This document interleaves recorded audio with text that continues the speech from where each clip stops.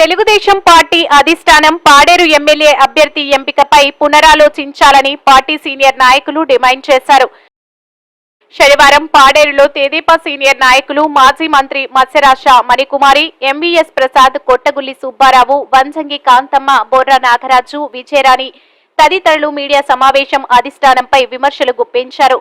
కనీసం పార్టీలో అర్హత లేని వ్యక్తికి టికెట్ ఎలా కేటాయిస్తారని, రమేష్ నాయుడు తెదేపా పార్టీలోకి వచ్చి 3 నెలలు అయిందని, రమేష్ నాయుడు దగ్గర భారీగా ముడుపులు తీసుకుని టికెట్ కేటాయించారని ఆరోపించారు. కనీసం పాడేరు నియోజకవర్గంలో ఎన్ని పంచాయతీలు, ఎన్ని బూత్ కమిటీలు ఉన్నాయో తెలియని వ్యక్తికి టికెట్ కేటాయించడం, సర్పంచ్ల ఎన్నికల్లోనే 4వ స్థానం వచ్చిన వ్యక్తి ఎమ్మెల్యేగా గెలుస్తారా? బాబుకి తప్పుడు నివేదిక సమర్పించి టికెట్ పొందారు. బీఫామ్ ఇచ్చేంత వరకు మా ప్రయత్నం మేం చేసుకుంటాం అంటూ పాడేరు నియోజకవర్గ సీనియర్ నాయకులు స్పష్టం చేశారు. బాబు గారికి ఎవరో రాంగ్ డైరెక్షన్ ఇచ్చారు. నేను ఇప్పుడు రమేష్ నాయుడు గారికి టికెట్ ఇచ్చారని నేను బాధపడట్లేదు. ఆయన వచ్చి పార్టీలోని 3 నెలలు అయింది. ఈరోజు ఆయన స్థితిగతులు ఏంటో ఒక్కసారి పార్టీ చంద్రబాబు నాయుడు గారికి సమంగా మెసేజ్ ఈయన గురించి వెళ్ళలేదు. ఈరోజు పాడేరు హెడ్ క్వార్టర్ సర్పంచ్గా మేము గెలిచాం. మా చెల్లిగారు కొట్టగుల్లి ఉషారాణి గారు గెలిచారు. పాడేరు సర్పంచ్లో మాతోటే 4వ స్థానం కింద వెళ్ళినటువంటి కిల్లో రమేష్ నాయుడు గారికి ఎమ్మెల్యే టికెట్ ఎలాగొచ్చింది? ఒక్కసారి మీరందరూ కూడా, మా పార్టీ పెద్దలు నారా చంద్రబాబు నాయుడు గారికి రాంగ్ డైరెక్షన్ వెళ్ళింది. మధ్యలో ఎవరు లాబీ చేశారు. దయచేసి నారా చంద్రబాబు నాయుడు గారికి, లోకేష్ గారికి, అచ్చెన్నాయుడు గారికి నా ఒక విన్నపం. ఎందుకంటే మేము చివరి వరకు బీఫామ్ వచ్చే వరకు మా సీనియర్లు మాకు నడిపిస్తున్నటువంటి నాయకురాలు మణికుమార్ గారు, నాగరాజు గారు, ప్రసాద్ గారు, కాంతమ్మ గారు, విజయరాణి గారు, మొత్తం సీనియర్లు అందరూ కూడా చివరి మినిట్ వరకు కూడా మేము పోరాడతాం. బీఫామ్ వచ్చే వరకు పోరాడతాం. ఎందుకంటే ఎన్నో సందర్భాలు ఉన్నాయి తెలుగుదేశం పార్టీలోని. మరి అప్పుడు అరకులోని మరి కుమారబాబు గారికి ఇచ్చి, మరి ఆ తర్వాత శివేర్ సోమ్ గారికి ఇచ్చిన దాఖలా ఉన్నాయి. కాబట్టి ఒక్కసారి నారా చంద్రబాబు నాయుడు గారికి, లోకేష్ గారికి, అచ్చెన్నాయుడికి ఒక్కసారి తెలుగుదేశం పార్టీ నమ్ముకున్నటువంటి వాళ్ళు ఉన్నాం. మేము 14 ఆస్పిరెంట్ క్యాండిడేట్గా అప్పుడు నేను పోటీకి కలవడం జరిగింది. బాబు గారు కలవడం జరిగింది, ప్రసాద్ గారు కలవడం జరిగింది.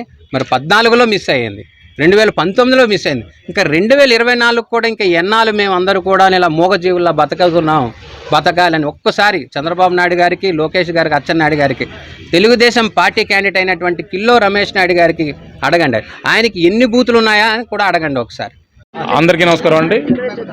ఈరోజు పాడేరు నియోజకవర్గం సంబంధించి తెలుగుదేశం అభ్యర్థిగా కొత్త వ్యక్తిని మరి బాబు గారు నిర్ణయించడం, దాన్ని ఈరోజు మేమందరం కూడా తీవ్రంగా మా మనోభావాలు దెబ్బతీసేలాగా ఉన్నాయని చెప్పేసి వ్యతిరేకిస్తున్నాం. ఏది ఏమైనా సరే పార్టీ కోసం పనిచేసి త్యాగాలు చేసినటువంటి కుటుంబాలు పాడేరు నియోజకవర్గాల్లో ఉన్నటువంటి పరిస్థితి ఉంది. వాళ్ళని కాదని కొత్త అభ్యర్థిని ఇవ్వాలని ఆలోచన ఉన్నప్పుడైతే మాత్రం కరెక్ట్ కాదని నా అభిప్రాయము. ఎందుకంటే కొత్త వ్యక్తిని ఇచ్చేటప్పుడు అందరినీ సంప్రదించాలి. మళ్ళీ పాత వ్యక్తి అయితే అందరినీ కలుపుకుని వెళ్తారేమో అని చెప్పేసి ఒక ఆలోచన ఉంటుంది. కొత్త వ్యక్తి అయితే ఎలాగుంటుందని చెప్పేసి మా అందరి సమీక్ష చేసి ఇలా చేస్తున్నామని చెప్పి చెప్పుంటే బాగుండేదని నా ఆలోచన. ఎందుకంటే త్యాగాలు చేసినటువంటి ఫ్యామిలీలు మావి. ఈరోజు మా నాన్నగారు 2 టైమ్స్ ఎమ్మెల్యే చింతపల్లి. ఆ కుటుంబం నుంచి ఈరోజు నేను ఇంచుమించుగా 3 సార్ల నుంచి మరి ప్రయత్నం చేసినప్పటికీ కూడా భంగపాటే ఎదురైంది. ఒకసారి సిపిఐకి ఇవ్వడం జరిగింది, ఒకసారి బీజేపీకి ఇవ్వడం జరిగింది, ఒకసారి వేరే పార్టీ నుంచి తీసుకొచ్చి వాళ్ళకి సీట్ ఇవ్వడం జరిగింది.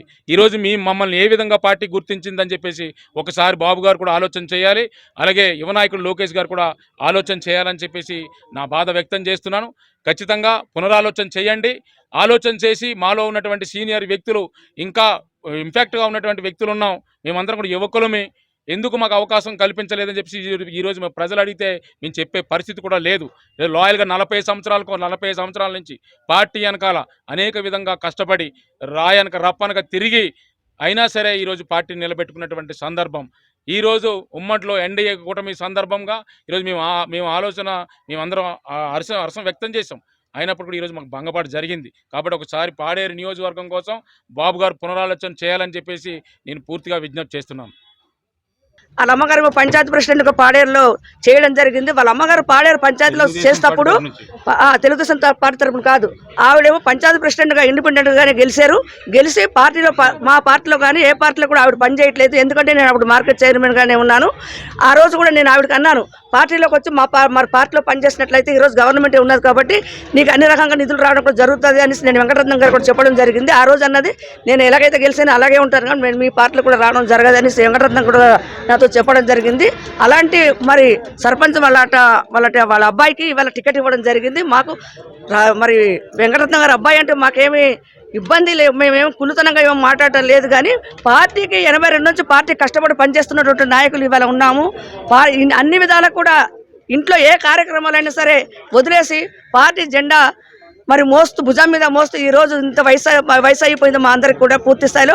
నా కొడుకులు కూడా ఎంబీఏ చేశారు, ఎంఎల్ చేశారు, బీకామ్ చేశారు, ఇంజనీర్ చేశారు, అన్నీ చేశారు. మేము కూడా టికెట్కి ఆశించాం. నాగరాజు గారికి కానీ నాకు కానీ వయసు అయిపోయినట్లయితే నా కోడలు కూడా ఎంబీఏ చేసింది, నా కొడుకులు కూడా ఇంజనీర్లుగా చేస్తున్నారు. వాళ్ళకి ఏ రకంగా టికెట్ అడుగుదాం, ఎంపీ టికెట్ కానీ ఎమ్మెల్యే టికెట్ కానీ అడుగుదామని మేము ఆశించడం జరిగింది. కానీ ఎమ్మెల్యే క్యాండిడేట్ భర్త క్యాండిడేట్కి మాత్రం ఇస్తామనేసి పార్టీ పరంగా చెప్పడం జరగడంతో ఎవరైతేనే మన పార్టీ నుంచి గెలుస్తారు కదా, కొన్ని ప్రసాద్ గారు కానీ సుబ్బారావు గారు కానీ మణికుమార్ గారు కూడా ఆశించడంతో డబ్బు ఉండాలి అనడంతో మణికుమార్ గారు వెనకడుగు వేశారు. ప్రసాద్ గారికి సుబ్బారావు గారికి మేము పూర్తి స్థాయిలో సపోర్ట్ చేయడం జరిగింది. ఇప్పుడు దాకా కూడా పూర్తి స్థాయిలో పార్టీ కార్యక్రమాలకు అన్ని రకాలు కూడా డబ్బు ఖర్చు పెట్టుకుంటూ వారిద్దరు కూడా రావడం జరిగింది. పూర్తిగా వాళ్ళిద్దరికి ఎవరికి మేము ఇచ్చి తీసుకెళ్లాలని అనుకున్నాం బాబు గారికి మేము అందరు కూడాను. కానీ ఈ రోజు మరి ఏ రకమైనటువంటి ఉద్దేశంతో బాబు గారు మరి టికెట్ ఇచ్చారో మరి దానికోసం ఒకసారి పునరాలోచన చేసి మరి ఇక్కడ తెలుగుదేశం పార్టీ పూర్తి స్థాయిలో ఉండాలనుకుంటే మరి ఎంపీ క్యాండిడేట్ కూడా బాగా గెలియాలనుకుంటే బాబు గారు పునరాలోచన చేసి మరి ఇద్దరు క్యాండిడేట్లు ఎవరికి టికెట్ ఇచ్చినా దీన్ని గెలిపించి బాబు గారు గిఫ్ట్ గా మేము తీసుకెళ్తామని సభాముఖంగా తెలియజేసుకుంటున్నాం.